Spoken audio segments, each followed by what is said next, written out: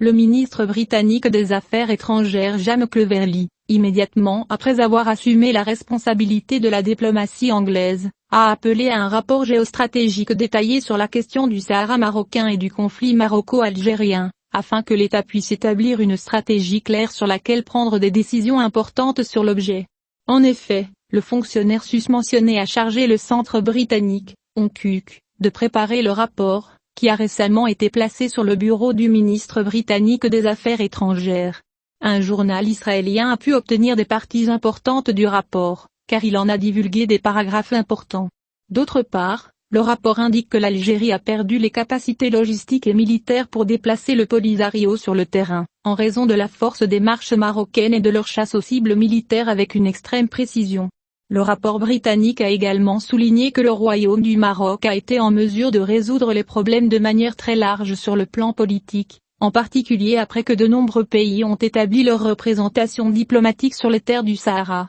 et c'est une reconnaissance directe par ces pays que le Sahara est une terre marocaine. En outre, les énormes investissements réalisés par le Maroc dans la région du Sahara ont accru la force de la position marocaine, et ont conduit à un effondrement complet de la position du Polisario et de l'Algérie derrière lui, selon le texte du rapport. Selon la même source, les autorités algériennes ont tenté de redresser la situation, en œuvrant à reproduire les conditions de l'isolement du Maroc, en investissant à l'époque dans la tension maroco-espagnole et maroco-amani, et en essayant d'en faire un conflit maroco-européen, mais la diplomatie marocaine, dirigée par le monarque marocain, a eu le dessus, là où les renseignements marocains ont incité l'Allemagne et l'Espagne à louer la proposition marocaine dans le dossier du Sahara. Cela a représenté un coup douloureux pour les dirigeants algériens, qui ont tenté de jouer la carte du gaz avec l'Espagne, pour renoncer à son soutien à Rabat dans la question du Sahara, mais toutes leurs tentatives ont échoué. Le rapport indique que l'Algérie ne s'est pas limitée à ses tentatives d'influencer la position européenne, mais a plutôt utilisé sa diplomatie à travers le lobby qui lui est associé à Washington, qui était dirigé par l'ancien sénateur Jaminoff, pour faire pression sur les décideurs aux États-Unis.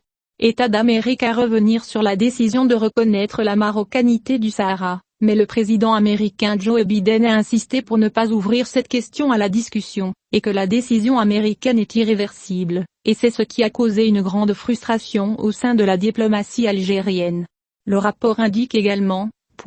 en raison des déboires successifs de la diplomatie algérienne, celle-ci a tenté de se loger dans la région nord-africaine, et en raison de la situation critique en Tunisie, pour laquelle l'Algérie n'avait pas d'initiative proactive. Vision, il a essayé de produire quelques initiatives afin de sensibiliser l'opinion publique. Des relations fortes entre les deux pays, ainsi que les révélations que les autorités algériennes tentent de faire sur le rôle de l'Algérie pour aider les Libyens à résoudre leurs problèmes et achever la construction de leurs institutions politiques. Le rapport remis au ministre britannique des Affaires étrangères concluait en disant: la diplomatie algérienne a également tenté de présenter une image trompeuse à l'opinion publique interne sur son rôle régional artificiel en essayant de jouer un rôle de sécurité régionale dans la région du Sahel au sud du Sahara.